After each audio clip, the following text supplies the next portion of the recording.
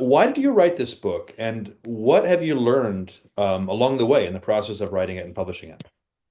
Well, it started I started writing it right after the 2020 election, and it began as an opportunity to just kind of tell the story of what it was like to be in the eye of the storm during a very contentious, challenging election cycle.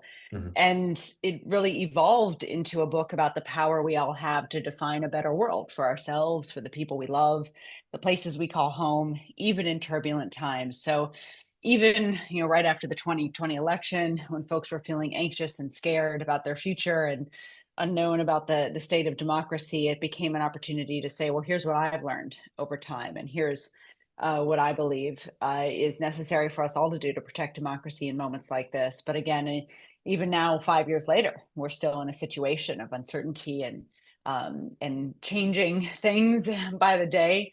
And so it's now a book that is a reminder for all of us that everything that happens to us that is outside of our control does not take away from what we can control, which is our response. And our response can be rooted in our values, in integrity, in truth.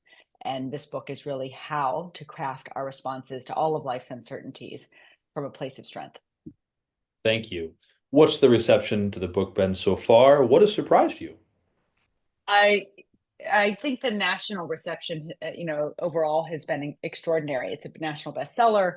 We've been, able to sell books all across the country, which has been really encouraging because it was also kind of, there's a lot about it that's uniquely Michigan. And so, in particular, I've been really grateful for all the support we've received in Michigan and the hundreds of people who've come out at our events in Ann Arbor, in Grand Rapids, in Petoskey, in Detroit to talk about what this book means to them. And I think the one specific thing that really caught me off guard that I wasn't expecting was the gentleman who came up to me at our Detroit event and he shook my hand and he said, "Thank you for helping me understand my wife more." And then his wife grabbed my hand and nodded with a smile. It was really beautiful. This Detroit couple, and they had a beautiful story about building a family and suffering loss and reacting to that loss with strength. And it was beautiful. So that was really meaningful to hear how my stories about my life have maybe helped people understand other struggles as well. hmm You'll be up here in Traverse City in a few days for the National Writer Series. How will you spend your time in Traverse? I assume you've spent some time here. Any favorite spots in Traverse or Leelanau County you'll visit? Oh yeah, I'm a runner. And so every time I get to Traverse City or anywhere in Leelanau, I run the trail as far as I can go. I really love that path, being able to run along along the inlet, through the woods on a flat trail. It's one of my favorite places in Michigan to run alongside Marquette's path along Lake Superior. That's great. So Michigan is long seen as a bellwether. We're politically diverse, often setting the tone for the rest of the country. Voters here expect leaders who can hold on to their core values, but also still finding common ground. In your run for Mhm. governor, are you aiming to be a leader in the mold of someone like, say, Senator Slotkin, who reaches across the aisle? Or are you more aligned with a progressive platform? Bill Milliken, Alyssa Slotkin, those folks have really, set the tone for exactly as you say it, our ability as leaders to stay true to our values and also get things done. And that's exactly what I've done as Secretary of State for these last 7 years. I've stood up for democracy. I've stood up for the rights and freedoms and the voices and the votes of every citizen in the state, no matter who they vote for. And I've also worked with folks across the aisle in our legislature and beyond, mayors, local officials, to ensure our Secretary of State services are being effectively administered throughout our state. Because I've seen firsthand how every community needs different things, and those partnerships are at the local level are critical for us making sure that our delivery of services at the state level is in line with what everyone needs, whether it's our Suttons Bay branch office or our Traverse City or Kalkaska office, or anywhere in between and all across the state. So I've lived the need to work Mhm. across the aisle and the benefits of public service in that regard, and learned how to balance that with also standing up for what you believe in and staying true to your values. Mhm. Since you're running for governor, since we're talking governors, how would you characterize the way Governor Whitmer has dealt with and worked with the Trump administration since he returned to the White House? And how will you deal with or stand up to Trump? Well, I think for me, it's exactly how I've been these last few years as Secretary of State, where I've been able to stand firm in fighting for who we are and what we believe in, and I'm willing to stand up to anyone, anytime, to do my job. As the Chief Democracy Officer, my job is to protect the votes and the voices of the people of Michigan, and I have not and will not waver in standing up to anyone who threatens our economic well-being, or the rights and freedoms of our citizens, no matter how powerful or how many threats they may throw at me. But we also know that Michiganders want leaders who will lower the cost of living. When they've elected leaders on either side of the aisle, that's the message that's been clear and unequivocal. So when we see that not happening, it is incumbent upon us to call that out too, to talk about how cuts to Medicaid, as Governor Whitmer has been doing, will impact millions of Michiganders. To talk about how high grocery bills and high housing prices have also made life harder for so many of our residents. So I'm grateful for the governor's leadership. She's a great friend. I've been proud to work alongside her. But I also have been very focused and will be focused on talking about the Michiganders and who have been hurt by a lot of economic policies, and our need to work together to ensure we're investing in our communities, investing in our people, and making sure that when there are federal funding that is cut, whether it's in education or in Medicaid, we here in Michigan have a plan to protect our citizens from the brunt and the impact of those negative decisions. Mhm. You mentioned Governor Milliken earlier. Which governors from our history do you hold in high regard? Well, he's certainly one of them. I think as long as I've worked in Michigan, it's been very clear that he set the tone and the standard for being able to work across the aisle and really get things done for the people of Michigan. It's something that we've also seen from past governors across the board on both sides of the aisle. And really, whether it's a governor with a D or an R after their name, the governors who've been most effective are those who've been able to build bridges, lead with data, and build solutions to get things done. And I've seen firsthand how Governor Whitmer has done that. I saw very closely how Governor Snyder did that in many regards. So I'm looking forward to being a governor that will similarly govern for all, and recognize that no one party has all the best solutions, but together through collaboration, we can set bold goals for our state, like having rapid high-speed transit around our state, like having an education system that's in the top 10 nationwide. Those are goals we all share, as we all want our loved ones to be happy and healthy and safe and nearby. And so for my role as governor will be to build that bipartisan consensus around things that we all want and will benefit everywhere in Michigan, no matter what party you affiliate with. What's your reaction to the news that Trump is considering pardoning the plotters, those who plotted to kidnap Governor Whitmer? I believe in justice and I believe in accountability. And I think those are really hallmarks of our democracy and what ensures that when people do violate the law, that accountability enables and there's, evidence of that accountability enables us to ensure it doesn't happen again, and send a clear message about the need to seek justice in circumstances like that. I've also lived through the impact of a lot of hateful rhetoric and noise and threats, and how that directly leads to physical threats, both the governor has experienced and I have as well as Secretary of State.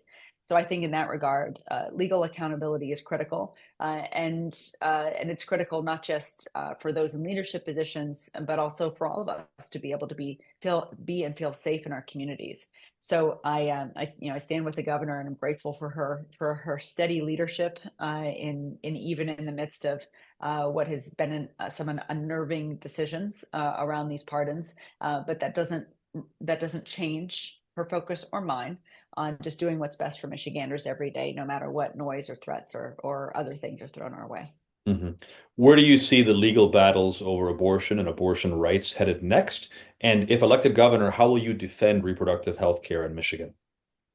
Well, as Secretary of State, my job has been to take rights on paper and make hmm them real. Our voting rights, right? You have right to vote, a right to register automatically when you go through our branch office, a right to vote from home, a right to vote early, and I've made those real. So similarly, as an administrator, it's now time to make these reproductive rights and freedoms real for all of our citizens. What that means is addressing the shortage of OBGYNs we have in our state, and working with hospitals and educational institutions to ensure that reproductive freedom means reproductive reproductive health services are truly available to everyone in our state, no matter if you live in a rural area or the or Upper Peninsula or throughout the northern side part of the state or in our urban areas. It should be affordable, it should be accessible, and it should be real, and it should be quality. That means supporting the training of new physicians and addressing physician shortages. It means making sure healthcare, whether it's cuts to Medicaid or other things, continues to be affordable.